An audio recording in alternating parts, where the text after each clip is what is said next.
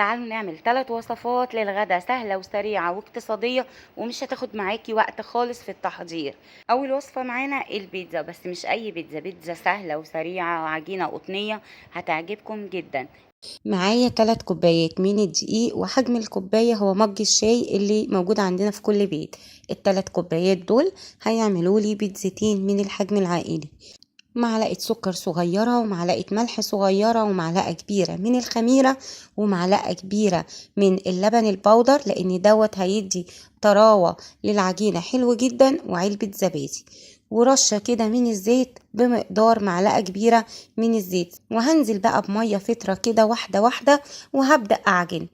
الزبادي واللبن البودرة هيدي طراوة للعجينة حلوة جدا، واستحالة هتنشف معاكي. هنبدأ بقى نلم العجينة بتاعتنا كده خطوة خطوة، وننزل بالمية لما الاقي ان العجينة محتاجة مية معايا. بصوا اتلمت معايا بمنتهى السهولة اهي، زي ما انتوا شايفين. تعرفي منين ان العجينة كده مش محتاجة اي مية؟ لما هتتلم معاكي ومش هتلاقيها تلزق في ايديكي. اهم حاجة بقى الخطوة ديت، ان انتي تعجني العجينة بتاعتك كويس قوي. هتطلع معاكي عجينة بيتزا زي الفل، من غير ما نستخدم عجان ولا اي حاجة.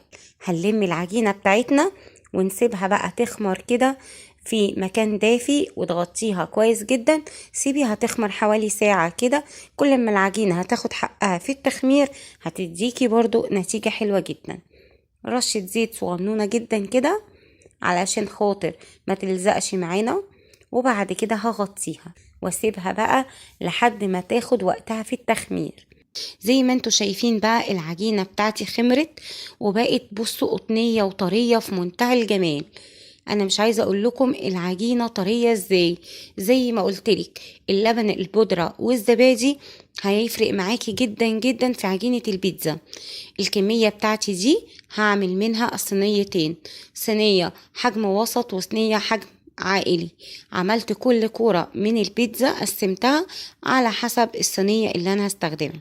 دي الصينية الحجم الكبير، والصينية الحجم الوسط. هرش رشة بسيطة جدا من الزيت في الصينية اللي انا هستخدمها، وهبدأ كده بالفرشة اوزع الزيت بتاعي، وهبدأ بقى احط العجينة بتاعتي. انا بستسهل الخطوة دي جدا، ولا بفرد بقى على رخامة المطبخ وبعد كده اخد العجينة واحطها في الصينية. ملوش اي لازمة الكلام ده. وزي ما انتوا شايفين اتفرد معايا سهل جدا. ده علشان البيتزا عجينة طرية ومش محتاجة مني اي مجهود. هبدأ بقى بالشوكة كده اعمل فتحات في كل الصينية بتاعتي ما عدا الجناب، علشان تنفخ معايا شوية كده وتدي شكل حلو. الحشو بتاعي بتاع البيتزا بسيط جدا، مش محتاجة بقى اعمل ولا لحوم ولا فراخ. انا هعملها بيتزا خضروات. ومعايا كمان الجبنة الموتزاريلا. طبعا الحشوة دي لعبتك، حطي الحشوة اللي انت عايزاها. يعني لو حابة تضيفي صدور من الفراخ كده وتشوحيها زي الشاورما هتدي طعم حلو جدا، او ممكن بسطرمة، او ممكن تونة، او ممكن لحمة مفرومة، زي ما انت حابة. لكن انا بصراحة كنت حابة اعملها بيتزا خضروات، تبقى خفيفة كده واقتصادية من غير لحوم ولا فراخ. بدأت افرد بقى صلصة البيتزا بتاعتي، وهبدأ أنزل بالخضروات بتاعتي، بصل وفلفل ألوان وزيتون شرايح. إن لو انتي مستعجلة وعايزة تعملي صلصة بيتزا سريعة جدا هقولك تعمليها ازاي. معلقتين من معجون الطماطم على النار، معاهم شوية مية، ومعلقة صغيرة من السكر، ومعلقة صغيرة من الملح، ومعلقة صغيرة من الثوم البودر والبصل البودر. وهتقلبي كده كويس، ويدوبك يغلو غلوتين هتبقى عندك صلصة بيتزا جاهزة. وكمان معلقة صغيرة من الزعتر. دي أسرع صلصة بيتزا هتعمليها، وهتديكي طعم حلو جدا. زي بقى ما انتوا شايفين معايا، حطيت التوبينج كده بتاع البيتزا، الخضروات والزيتون الشرايح، ونزلت بالموتزاريلا اخر حاجة. وكمان هرش بقى رشة كده من فوق من الزعتر. شايفين الجمال والنظافة والحلاوة؟ شايفين بقى العجينة طرية وجميلة وهشة ازاي؟ حاجة كده في منتهى الجمال. الوصفة التانية دي هتعجبكم جدا، اقتصادية من الدرجة الأولى، مغذية، سهلة، مش هتاخد معانا وقت خالص في التحضير. اول حاجه معايا بتنجانتين رومي زي ما هما كده هغسلهم كويس جدا، وهروح حطاهم في مية مغلية. لازم المية تكون مغلية، ما ينفعش تحطي المية تكون ساقعة وتحطي البتنجان وتبدأي تسلقي البتنجان. هسيب البتنجان بتاعي بقى يستوي براحته، بس مش عايزاه يستوي قوي، 3/4 سوا.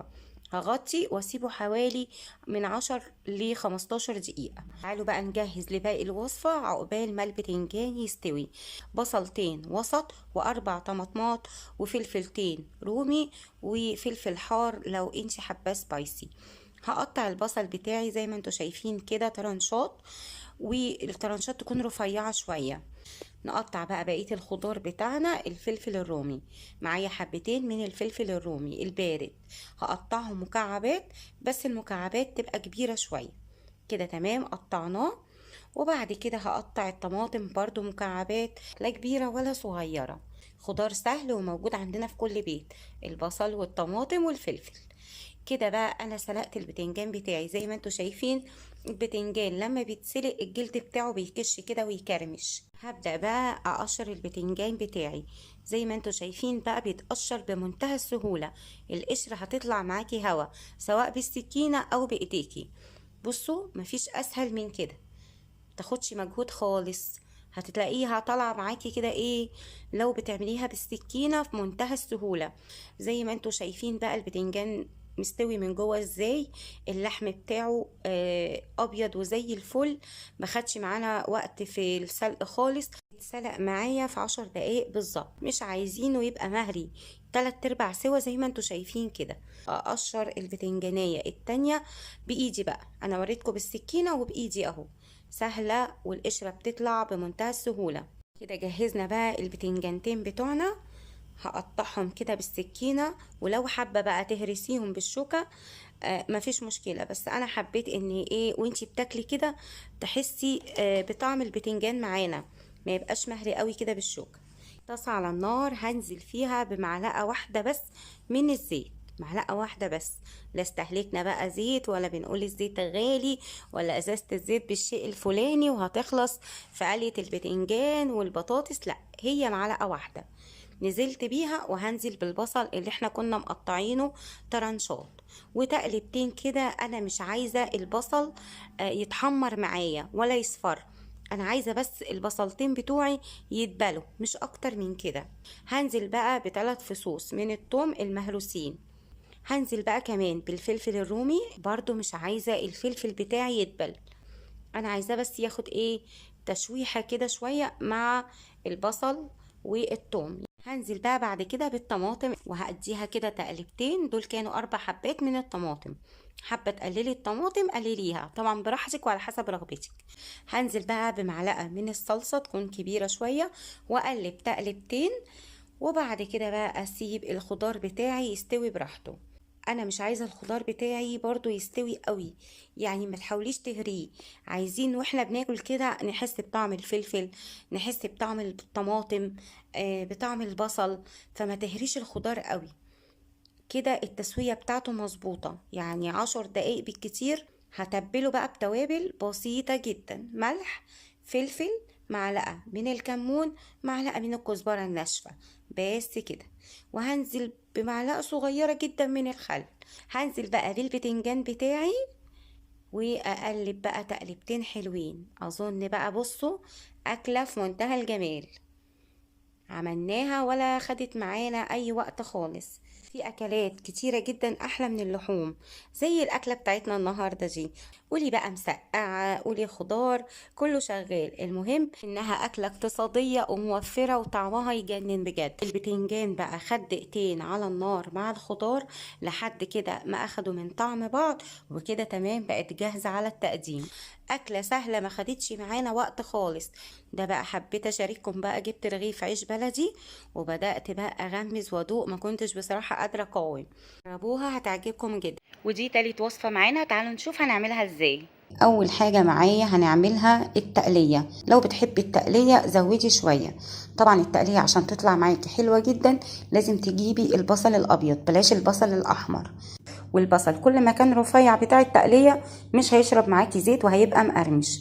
التركة التانية بقى علشان خاطر البصل بتاعك يبقى مقرمش وجميل ومش ماسك في بعضه ومش شارب زيت، تحطي معلقة كبيرة من الدقيق.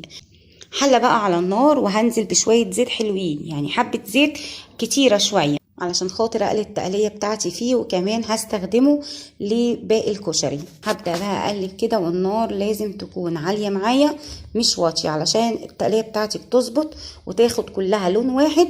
خلي النار بتاعتك عالية جدا وانت شغالة ومع التقليب المستمر. وانت بتقلبي بقى حاولي كده تفكي حلقات البصل من بعضها. شايفين الجمال بقى؟ خلاص كده خدت لون واحد، وزي ما انتوا شايفين كده لونها كهرمان، لونها ذهبي فاتح، هو ده اللون اللي انا عايزاه. هتبدأي بقى تروحي موطيه النار على طول، وتكوني بقى مجهزة طبق عليه مناديل من المطبخ علشان تطلعي التقلية عليه على طول. المناديل هتشرب اي زيت موجودة في التقلية. شايفين جمالها وحلاوتها؟ تعالوا بقى نشوف المقادير المظبوطة للكشري الاسكندراني او كشري بالعدس الاصفر زي ما بتحبوا تقولوا. معايا بقى هنا 3 كوبايات من الرز، وكل كوباية من الرز هتاخد نص كوباية من العدس. يعني الكوباية اللي هتعيري بيها الرز هي اللي هتعيري بيها العدس. هنغسلهم كويس جدا، الرز لوحده والعدس لوحده. حل على النار كده فيها الزيت اللي احنا قلينا فيه التقلية، وهنزل بقى ببصلاية كده متقطعة صغير جدا. بصلاية تكون كبيرة كده حلوة بتعزز جدا وبالطعم الكشري بتاعي. وبعد كده نزلت بفصين من الثوم. انا مش عايزه البصل بتاعي يصفر، يا دوبك بس يدبل شويه وريحتها تطلع مع الثوم. وهبدا انزل اول حاجه بالرز. ما تنزليش بالرز والعدس مع بعض، لازم تنزلي بالرز الاول وتدي بقى تقلبتين حلوين كده للرز بتاعك لحد ما يتغلف بالماده الدهنيه. ولما تسمعي كده صوت الرز بتاعك هو بدا يخروش شويه كده، انزلي بقى بالعدس. والعدس مش هنطول في التقليب بتاعه، هما تقليبتين بس ويبقى زي الفل. بالطريقة دي استحالة الكشري هيعجن معاكي. هنزل بقى بالتوابل بتاعتي. التوابل بسيطة جدا، ملح على حسب الكمية بتاعتك، ومعلقة صغيرة من الكمون، ومعلقة صغيرة من البابريكا. وكمان هنزل بمكعب مرق الدجاج بيخلي طعم الكشري بتاعه حكاية. كمان هتضيفي مع التوابل معلقة صغيرة من الفلفل الاسود. انا بصراحة كنت نسيت احطها مع التوابل، بس نزلت بيها بعد ما حطيت الماء المغلية. تعالوا بقى نشوف التسوية المظبوطة للكشري بتاعنا علشان خاطر يطلع معانا مفلفل كده وجميل. اول حاجة لازم المية تبقى مغلية، وهنزل بمقدار المية اللي يغطي الرز والعدس بتاعي. لو انت عايزة مقادير مظبوطة جدا، كوباية الرز عليها كوباية ونص من المية. يعني انا هنا حاطه 3 كوبايات من الرز، هحط 4 كوبايات ونص من الميه. هخليه بقى على نار وسط كده لحد ما ميه الكشري كلها تتشرب. ما تغطيش عليه من دلوقتي خالص. كده تمام، الميه بتاعه الكشري كلها اتشربت. هبدا بقى اهدي النار خالص واسيبه لمده من 5 ل10 دقايق. ما بياخدش وقت في التسويه علشان خاطر يطلع معايا مفلفل وجميل. على العين التانية كنت حاطه بقى البيض بتاعي بسلقه علشان خاطر ندحرجه. شايفين بقى الجمال والحلاوة؟ خطير. لو مشيتي بالتكات والخطوات بتاعتنا دي مظبوط هيطلع معاكي مفلفل، وكل اللي هياكلوا من ايديكي هيطلبوا مرة واثنين وثلاثة. تعالوا بقى ندحرج البيض بتاعنا. معلقة كده من السمنة، او ممكن تحطي سمنة على زيت، وانزل بالبيض المسلوق بتاعي. بياخد لون معايا بسرعة جدا. وتنزلي بقى بالتوابل اللي انتي بتحبيها، ملح وفلفل وكمون زي ما انتي عايزة. بس كده شايفين لونه؟ مش عايزه اقول لكم البيض ده بيبقى طعمه خطير، وبيبقى في منتهى الجمال جنب الكشري الاسكندراني او الكشري ابو عدس اصفر. تعالوا بقى نقدم الرز بتاعنا كده بطريقه حلوه وشيك زي ما انتوا شايفين كده، مفلفل وجميل ولونه لوحده ويفتح النفس. وهرص عليه كده البيض المدحرج بتاعي والتقلية كده، هيبقى شكله في منتهى الجمال.